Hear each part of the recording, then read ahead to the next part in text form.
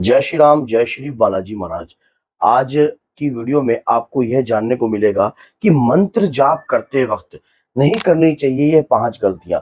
अगर आप ये 5 गलतियां करते हो तो ये बात याद रखना, मंत्र आपका कभी भी सिद्ध नहीं होगा। क्योंकि बहुत सारे भक्त इस प्रकार की गलतियां करते हैं जिस प्रकार से उनको ये पता नहीं चलता कि हमने गलती करी भी है या नहीं करी, और वो मंत्र का जाप जो है कंटिन्यू करते रहते हैं। देखिए, मंत्र में एक ऐसी रहस्यमय शक्ति होती है जो हमें दिखाई नहीं देती, लेकिन जब हम किसी भी मंत्र का जाप प्रारंभ कर देते हैं या उस मंत्र का गुणगान करना स्टार्ट कर देते हैं तो उस मंत्र की एक रहस्यमय शक्ति जो है वो उदय होती है। उस शक्ति को जानने के लिए हम कोशिश तो करते हैं लेकिन उस शक्ति तक पहुंच नहीं पाते हैं।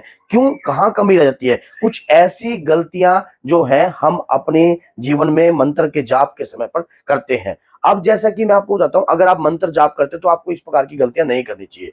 पहली गलती तो ये, जब भी आप किसी भी मंत्र को उठाते हो तो ऐसे कभी भी किसी मंत्र को नहीं उठाना चाहिए। या तो अगर आपको स्वप्न के माध्यम से कोई मंत्र मिला है, मान लीजिए कई बार ऐसा भी होता है आपका आपके इष्ट के प्रति बहुत भाव होता है और बहुत अंदर आपकी ये लगा लीजिए एक लगन होती है जिसके कारण आपके इष्ट आपसे प्रसन्न होकर आपको क्या है मंत्र देते हैं। तो उस मंत्र को आप अगर हर किसी को बता दोगे तो उस मंत्र की जो है शक्ति जो है आपको प्राप्त नहीं होगी, उस मंत्र की कृपा आपको प्राप्त नहीं होगी। क्यों? क्योंकि आपने जो है उसका पहले ही उसका भेद खोल दिया है। अगर मंत्र के बाद अगर आपको कोई मंत्र अगर जो आपके द्वारा मिला है तो उसके संकेत, उसके अनुभव भी आपको कभी शेयर नहीं करने चाहिए अधिक से ज्यादा लोगों के साथ। पहले अपने गुरुजी के साथ शेयर कीजिए। अगर आपके गुरुजी आपको कोई आज्ञा देकर आगे कार्रवाई बताते हैं तो उसके बाद अगर आपके गुरुजी नहीं है या आपको नहीं पता कि कैसे आगे करना है तो ऐसे एक व्यक्ति से शेयर कीजिए। क्योंकि जितना भी आप शेयर करोगे अनुभव होने फिर बाद में क्या हो जाएंगे, बंद हो जाएंगे। फिर तीसरी बात ये कि जब भी हम किसी भी मंत्र का संकल्प लेते हैं पहले हम मंत्र को जानते नहीं कि इस मंत्र में कितनी ऊर्जा है। अगर मैं इस मंत्र का जाप इतने समय से लेकर अब तक करता रहूंगा तो क्या यह मंत्र वाकई में सिद्ध होगा? किसी भी मंत्र को शक की निगाह से ना देखिए। और जब मंत्र एक ऊर्जावान होता है उस मंत्र को अगर आप उठा लेते हो और उठाने के बाद फिर उस मंत्र को आप ये देखते हो कि मुझे उस मंत्र का रिजल्ट मिला है या नहीं मिला और मुझे रिजल्ट कब मिलेगा, आपके मन में ना एक संदेह उत्पन्न हो जाता है। जब वो संदेह उत्पन्न हो जाता है ना फिर आपको ये लगता है कि पता नहीं इस मंत्र से मुझे शक्ति प्राप्त हो भी रही है या नहीं हो रही है। आपने उस मंत्र को भाव की नजर से नहीं देखा, शंका की नजर से देख लिया, जिसके कारण जो है आप जब मंत्र जाप करते हो उसके बाद उस मंत्र को बीच में अधूरा भी छोड़ देते हो। कई लोग क्या करते हैं, कई भक्त क्या करते हैं, मंत्र का जाप उठा लेते हैं लेकिन उस मंत्र को बीच में अधूरा छोड़ देते हैं क्योंकि वो देखते हैं कि अपना लॉस एंड प्रॉफिट। क्योंकि वो देखते हैं कि इस मंत्र से मुझे ऊर्जा मिली है या नहीं मिली, इस मंत्र के जाप से मुझे शक्ति मिल रही है या नहीं मिल रही, या इस मंत्र के जाप से मुझे ये एनर्जी प्राप्त हुई है या नहीं। क्योंकि देखो, हम मंत्र में तो शक्ति होती है और ये हम देखते भी हैं, लेकिन कुछ मंत्र ऐसे होते हैं अगर हमें उस मंत्र का पूरा ज्ञान है कि मंत्र इतने जाप करने के बाद ये मंत्र जो है खड़ा होगा, इस इतने जाप करने के बाद ये मंत्र जो है हमारे स्वाधिष्ठान चक्र को एक्टिवेट करेगा, इतने जाप करने के बाद ये हमारे वाक चक्र को एक्टिवेट करेगा, उसके बाद हमारे जो है चक्षु खोलेगा। ये अगर हमें पता है फिर तो आप किसी भी मंत्र का जाप जो है कर सकते हो अगर आपको पता है। अगर आपको पता ही नहीं है तो आप जो है मंत्र को देखकर ही जाप करना चाहिए। मान लीजिए कई मंत्र ऐसे हैं जैसे कि मां बंगलामुखी का मंत्र का आप जाप कर रहे हो, ओम लीम बंगलामुखी सबदुष्टाणम वाचम मुखम पदम मम शत्रुतम तम जिया किला बुद्धि विनाशाय इलमम स्वाहा। ये मंत्र जो है बड़ा उग्र है, ये गुरु के सानिध्य से ही करना चाहिए। तो मंत्र को अगर आप सही तरीके से जाप कर रहे हो तो जो मंत्र जो शुरुआती तौर पर आप जाप करते हो उस दौरान जितना भी आप जाप कर रहे हो उस जाप को अपने अंतर ही एकत्रित करना है, अंदर उसकी ऊर्जा को। पहले आप जाप की किस अवस्था में पहुंचे हो यह जानना बहुत जरूरी है। आप सीधा मंत्र को सिद्ध करने की वो ना लालसा रखो, आप ये देखो कि मैं जाप की किस अवस्था पर पहुंच गया हूं। अगर आपको कोई भी, जब मैं आपको एक बात और बता देता हूं कि जब भी कोई किसी भी मंत्र की, जब भी कोई व्यक्ति जाप करता है, किसी मंत्र का जाप करता है या नाम जाप करता है या शक्ति के कोई पाठ का जाप करता है तो याद रखना 9 महीने कम से कम लग जाते हैं जाप की उस अवस्था में पहुंचने के लिए। मानसिक अवस्था के अंदर जब जाप आपके अंदर ही चलता रहता है, आपको कुछ कहने की जरूरत नहीं पड़ती है। फिर आपके मन में आप जहां भी बैठ गए 5-7 मिनट बिल्कुल शांत बैठ गए तो आप अपने अंतर में ऐसी शांति पैदा कर देते हो कि उस जाप की ऊर्जा से आपको कृपा प्राप्त होने लग जाती है।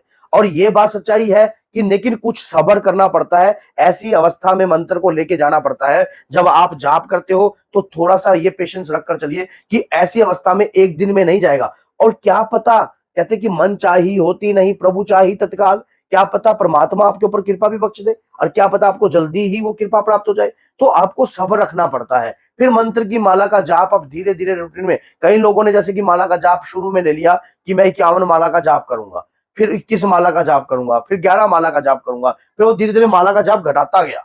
तो ये गलतियां भी नहीं करनी चाहिए। आप शुरू में ही जब भी कभी भी कोई मंत्र का जाप करते हो तो उस समय संकल्प मत लीजिए। पहले मंत्र आप ये देखना कि आपकी जिह्वा पर चढ़ा है या नहीं। मंत्र में कई लोग बोलने में भी त्रुटि करते हैं। अगर मंत्र आपकी जिह्वा पर सही रूप से चल गया है तो उस दौरान मंत्र के जाप की संख्या को बढ़ाते रहिए, जाप करते रहिए, कंटिन्यू माला का जाप कीजिए। उसके बाद जब आपको अनुभव हो जाता है फिर आप संकल्प लेकर किसी भी विशेष दिन के दिन संकल्प लीजिए। शिवरात्रि पर संकल्प ले लीजिए, गुरु पूर्णिमा पर संकल्प ले लीजिए, या हनुमान जन्मोत्सव पे या नवरात्रि में संकल्प लेकर आप फिर उस मंत्र को उठा लीजिए। किसी अच्छे दिन अपने इष्ट और अपने आराध्य और अपने गुरुदेव का ध्यान लेकर उसके बाद मंत्र का, फिर जब भी आप कभी भी मंत्र का जाप करते हो, जाप करने के बाद आपको मंत्र का दशांश भी निकालना चाहिए।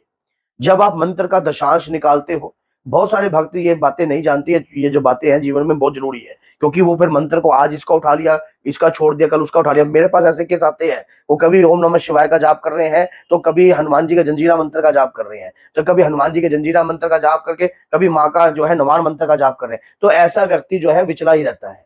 फिर वो मंत्र के अंदर फिर वो देखता है कि मेरे को तो कुछ असर प्राप्त हुआ नहीं है। फिर वो मंत्र के प्रति ऐसा होता है कि मंत्र जाप कर रहा हूँ लेकिन फिर भी मुझे कुछ नहीं हो रहा है, तो ये सब कुछ, ये तो सब बेकार बेकार नहीं है। किसी चीज को अगर समझ के करोगे उसी प्रकार से, जिस प्रकार से आप शुरू में मान लो चौथी पांचवी छठी इस प्रकार से एक सूरता में आप जा रहे हो, फिर आप एक डिग्री को भी प्राप्त करते हो। इसी प्रकार से क्या होता है कि जब आप किसी भी शक्ति को किसी भी मंत्र की शक्ति को जागृत करने की कोशिश करते हो तो आपका पहला पड़ाव, फिर दूसरा, फिर तीसरा, फिर चौथा, इस प्रकार से जो पड़ाव चलते हैं वही आपको शक्ति दिलाते हैं। तो कभी भी मंत्र का जाप जो करना है समझ कर करना है कि हमें उसका दशांश भी निकालना है। और मंत्र जाप ऐसा भी होता है कि आप मंत्र को खुले तौर पर भी करते हो। जब मंत्र आपका मानसिक अवस्था में चला जाता है तब आप कहीं किसी जगह पर भी बैठकर मंत्र का जाप करते हो। सिर्फ आपका अंतर मंत्र जो है वो पवित्र होना चाहिए। मानसिक अवस्था में मैंने इसमें बता दिया, भेद खोल दिया आपके सामने कि मंत्र को मानसिक अवस्था में लाने के लिए कितना समय लगेगा। तो आप प्रयास करते रहिए, मंत्र मानसिक अवस्था में पहुंचेगा और आपको दिव्य कृपा भी प्राप्त होगी। देखिए कृपा किसको प्राप्त होती है? कृपा सच्ची आत्मा को प्राप्त होती है जिसके मन में किसी भी प्रकार का छल कपट और किसी व्यक्ति के प्रति अहंकार भी ना हो और किसी का बुरा करने की सोचे ना। क्योंकि मंत्र जाप करने से पहले आपको अपने इष्ट, अपने आराध्य के चरणों में, जिनका भी वो मंत्र का आप जाप कर रहे हो, ऐसी विनय प्रार्थना करनी पड़ती है कि बाबा मैं ये मंत्र का जाप जो है जन के कल्याण के लिए करना चाहता हूँ और ये करना चाहता हूँ कि अपने घर के परिवार की रक्षा के लिए करना चाहता हूँ। मेरे घर में ये आपदा है, ये समस्या है और मुझे कोई किसी प्रकार का लालच नहीं है। तो जब आप पहले ही टारगेट बाबा के चरणों में रख दोगे तो आपकी मनोकामना पूर्ण होगी और आपको इस मनोकामना को पूर्ण करने कोई नहीं भी रोक पाएगा। अगर वीडियो अच्छी लगती है तो लाइक कीजिए, शेयर कीजिए और चैनल को सब्सक्राइब भी कीजिए ताकि अधिक से